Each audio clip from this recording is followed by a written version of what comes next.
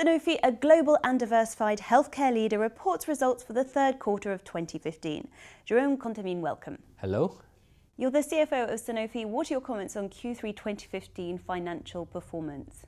So the group reported a steady financial performance this quarter, showing growth on both the top and bottom line, driven by strong performance of Genzyme vaccines on emerging markets.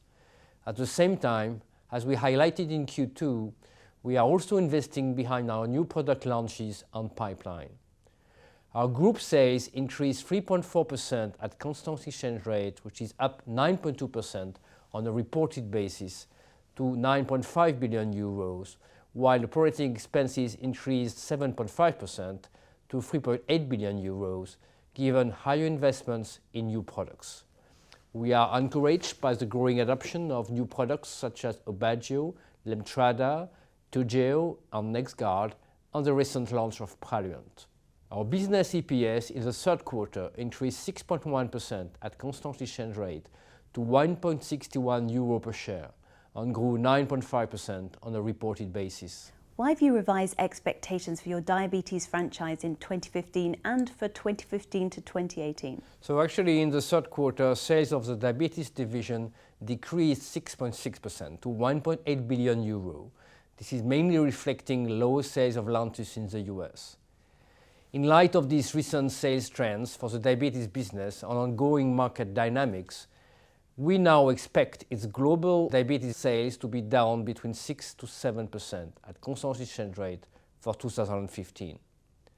Given the change in the US market dynamics, and as part of the strategic business review we just have undertaken, we've also taken a fresh look at the midterm prospect for the diabetes franchise. Accounting for recent market trends, we now project global diabetes sales over the period 2015 to 2018 to decline at an average annualized rate of between 4 and 8%, all this at constant exchange rate.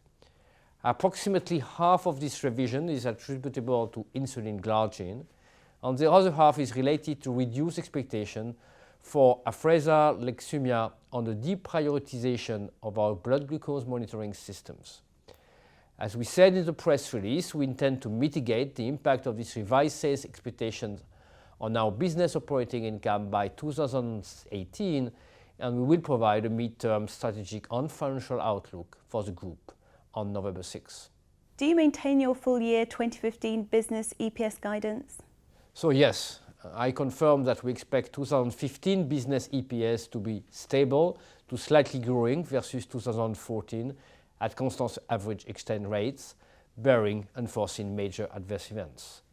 In addition, the positive currency impact on 2015 full-year business EPS is estimated to be between 6 and 8%, under the assumption that the exchange rates remain stable in the fourth quarter as the average rates of September 2015.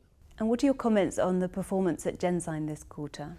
I'm very pleased to report that Genzyme again recorded another quarter with double-digit sales growth, sales being up 32.7% to 923 million euros. The multiple sclerosis franchise continues to more than double sales on an annual basis at constant exchange rate. Aubagio is now Genzyme's largest product by sales, and the launch of Lemtrada is progressing well. Sales of rare diseases delivered once again double-digit growth in the quarter, up 13% to 630 million euros. This performance was mainly driven by continued new patient accruals across the three major disease areas, Gaucher, Fabry and Pompe. Are you pleased with your vaccine sales this quarter? So first, our vaccines business showed good sales growth of 5.5% at constant exchange rates in the third quarter.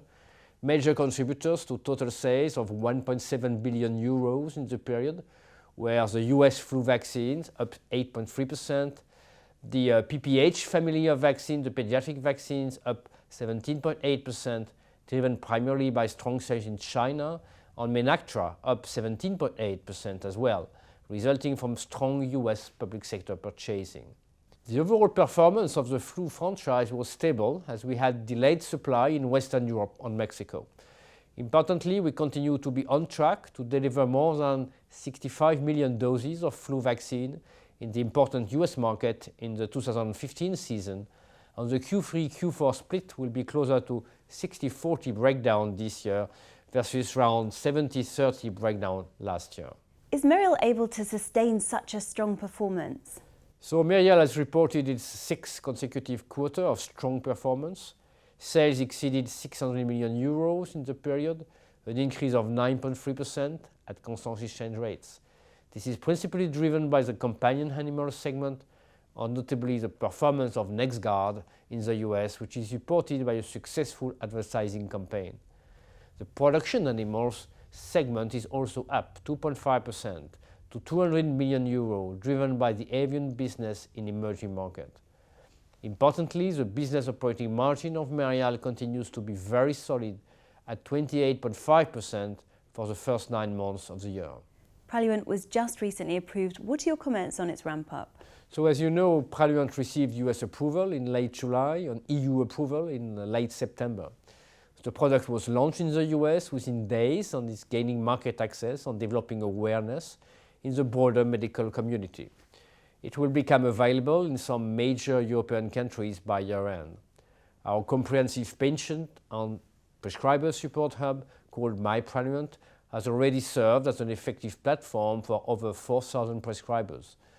We recently secured branded preferred Tier 2 commercial formulary position with Express Scripts. In addition to gaining greater US market access, near-term expansion opportunities are focused on driving product awareness and adoption. We are also pleased to report that launches in the first European countries are underway. So overall, launch progress is consistent with our expectations of a gradual uptake in the market. And lastly, is Sanofi impacted by the economic slowdown in emerging markets? As a matter of fact, despite the wider macroeconomic challenges these countries faces, Sanofi reported sales growth of 11.4% in emerging markets this quarter.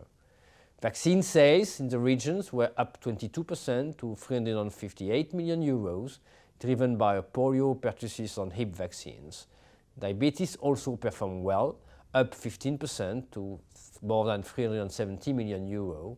Genzyme sales were up 27%, driven by strong Fabrazyme and Cerezyme sales growth of 30% or 20% respectively. Jérôme Contamine, thank you for your time. We'll look forward to hearing more at your Meet Sanofi Management Day on Friday, November 6th. Thank you.